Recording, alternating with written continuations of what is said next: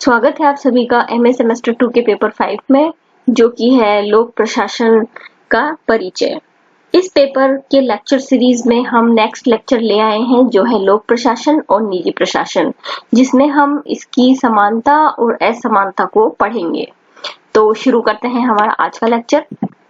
जैसा कि हमने पहले पढ़ा था कि प्रशासन का मुख्य सरोकार व्यक्ति और संसाधनों के संगठित प्रयोग से संगठन के उद्देश्यों को प्राप्त करना होता है।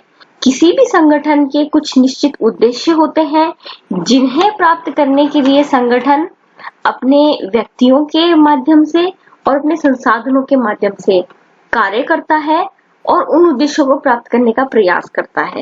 इन संगठित प्रयासों को ही प्रशासन कहा जाता है।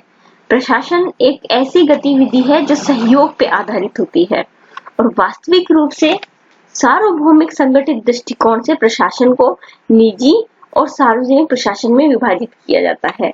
यानी किस रूप से वह संगठित किया गया है, इस दृष्टिकोण को यदि हम ध्यान में रखें तो प्रशासन के दो रूप निकल के आते हैं, जिसमें एक है निजी प्रशासन और दूसरा सार्वजनिक प्रशासन। जैसा कि इनके नाम से स्पष्ट हो रहा है कि निजी प्रशासन एक ऐसा प्रशासन है जो कि प्राइवेट होगा, व्यक्तिगत होगा और किसी की ऑनरशिप खुद की होगी, व्यक्ति की। और सार्वजनिक का जिसके नाम से ही समझ में आ रहा है कि सार्वजनिक से तात्पर्य होगा कि वह जिसके ऊपर एक से अधिक व्यक्तियों का यानी समाज का जिस पे अधिकार हो वह होगा सार्वजनिक प्रशासन।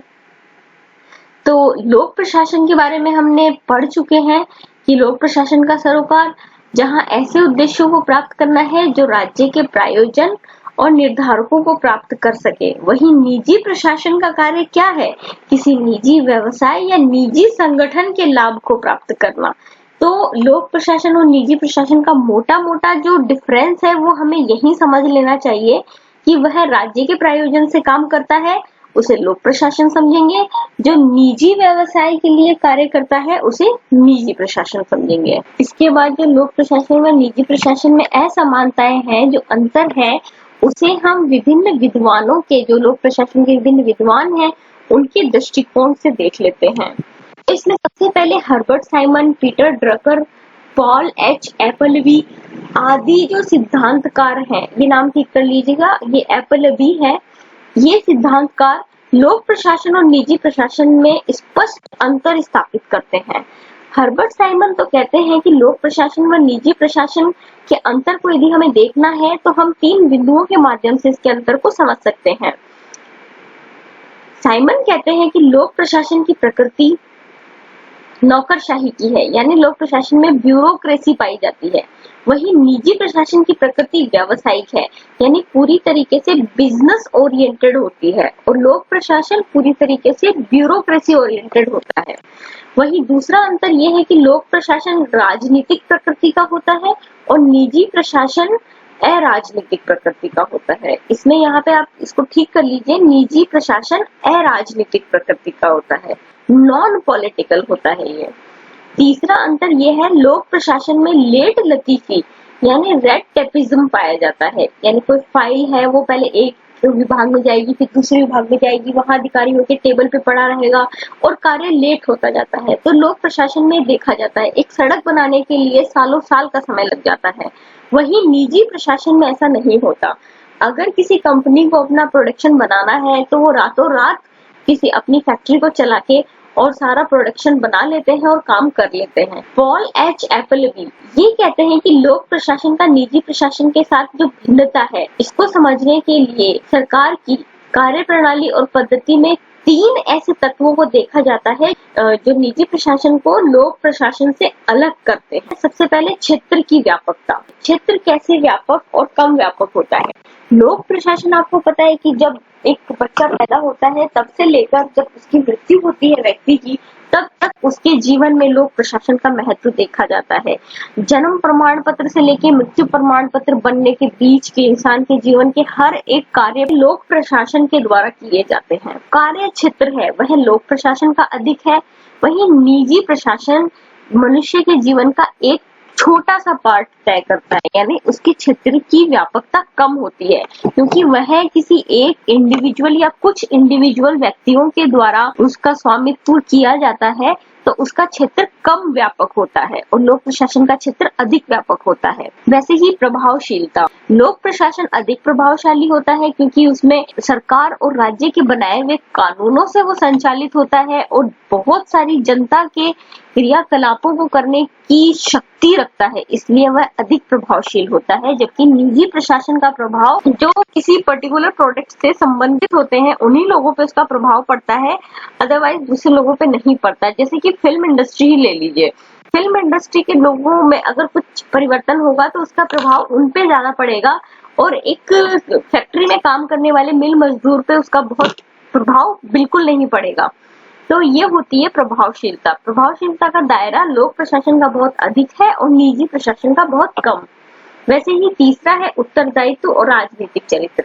ये नाम से ही समझ में आ रहा है कि जो लोक प्रशासन है, क्योंकि वो जनता का प्रशासन होता है, जनता के लिए बनाया गया प्रशासन होता है, तो उसमें जो कार्य करने वाले अधिकारी होते हैं उनकी अकाउंटेबिलिटी यानी उनका उत्तरदायित्व तय होता है अपने कार्य के प्रति, उनको जवाब देना होता है।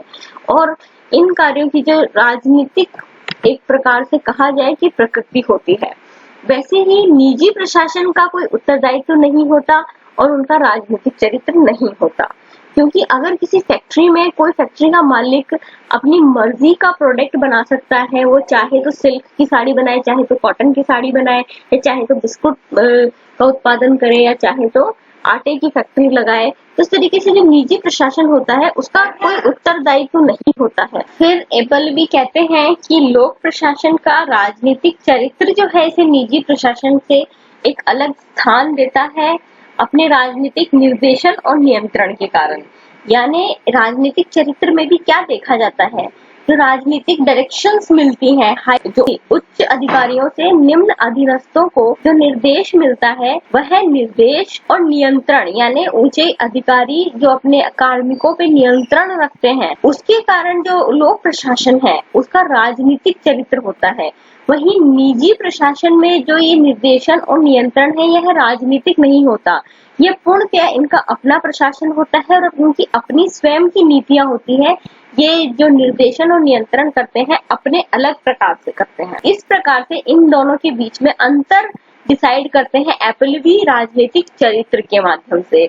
उसके बाद लोक प्रशासन को जनता के हितों के प्रति अधिक उन्मुख होना होता है। एपलबी कहते हैं कि यदि कोई लोक प्रशासन है तो वो पब्लिक वेलफेयर के लिए काम करता है। वहीं लोक प्रशासन का लोक उत्तरदायित्व होता है, क्योंकि जनता के सेवक माने जाते हैं जो लोक प्रशासन के कर्मचारी होते हैं, इसलिए उनका जनता के प्रति उत्तरदायित्व बनता है। वो उन्हें उस काम के लिए रिस्पॉन्सिबल होना होता है। अस्पष्टता आ रही है तो उसका स्पष्ट जवाब देना बहुत जरूरी होता है लोक प्रशासन को। उसके बाद सर जोशियस स्टाम्प ने 4 सिद्धांत बताए हैं लोक प्रशासन को निजी प्रशासन से अलग करने के। लोक प्रशासन जो है वह सभी जगह एक समान पाया जाता है, जबकि निजी प्रशासन में एक जैसी समानताएं नहीं पाई जाती। भिन्न भिन्न कंपनियों या व्यावसायिक प्रतिष्ठानों के अपने प्रशासन एक दूसरे से भिन्न होते हैं, तो इस प्रकार से दोनों प्रकार के प्रशासनों में अंतर दिखता है।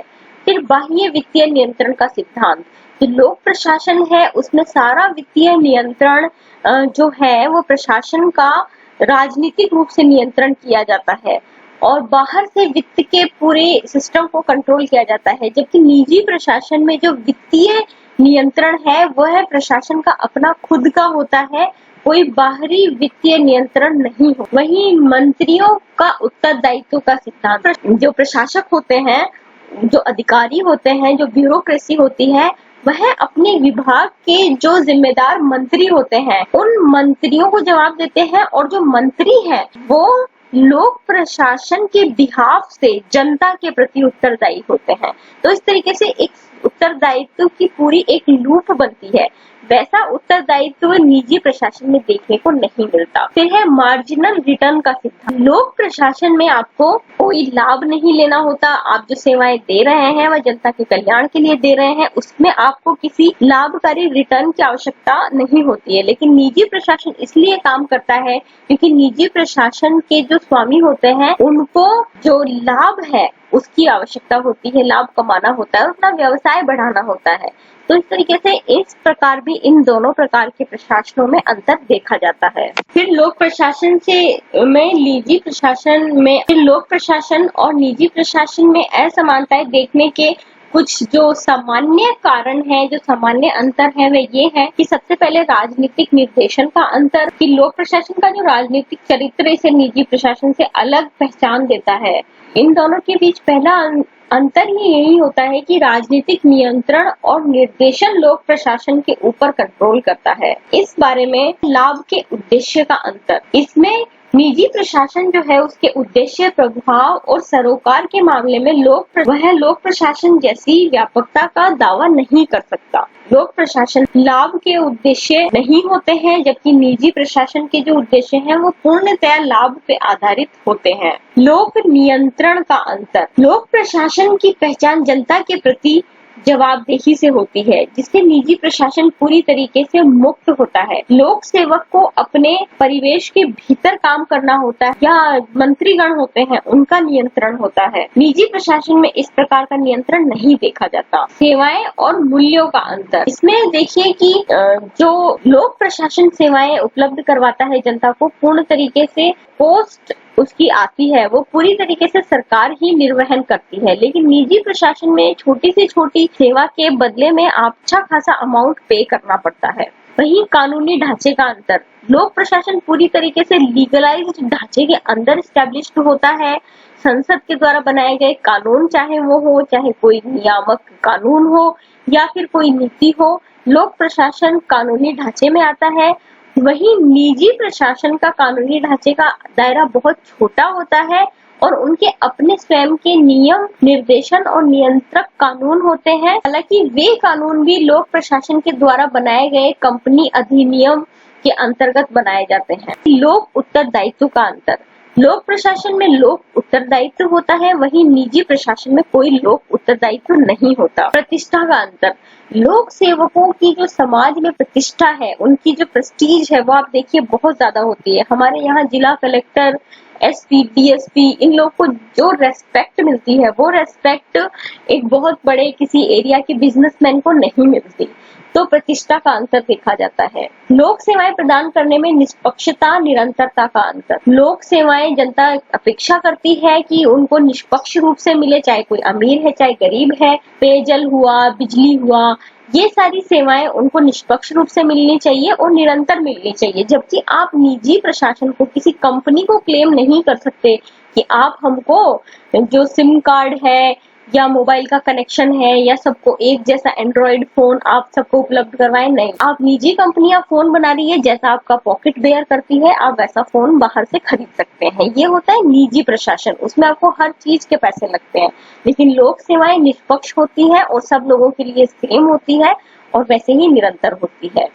फिर है व्यापकता का अंतर, यानी लोक प्रशासन बहुत व्यापक होता है और निजी प्रशासन कम व्यापक होता है। एकाधिकार और आवश्यक सेवाओं का अंतर, लोक प्रशासन में एकाधिकार यानी मोनोपोली नहीं होती। निजी प्रशासन में कोई बिजनेस है वह अपनी किसी एक चीज की प्रोडक्शन को लेके मोनोपोली स्टैब्लिश कर सकता है। अधिकारियों की अनामिता का अंतर, ये अनामिका नहीं है, अनामिता है, यानी जो अधिकारी होते हैं उनको उनके नाम से नहीं जाना जाता है बल्कि उनके पद से जाना जाता है। वहीं जो बिजनेस टाइकून्स होते हैं, व्यावसायिक प्रतिष्ठानों के मालिक होते हैं, उनको उनके नाम से जाना जाता है। वित्तीय पारदर्शिता, लोक प्रशासन में वित्तीय पारदर्शिता रहे, जितना वित्त जनता का है वो कहाँ लग रहा है, कैसे खर्च हो रहा है, इस पूरे खर्चे की जानकारी जनता को रखना उसका हक होता है। वहीं निजी प्रशासन में वित्तीय पारदर्शिता की आवश्यकता नहीं हो। दक्षता व कार्यकुशलता का अंतर, लोक प्रशासन व निजी प्रशासन में दक्षता और कार्यकुशलता के बेस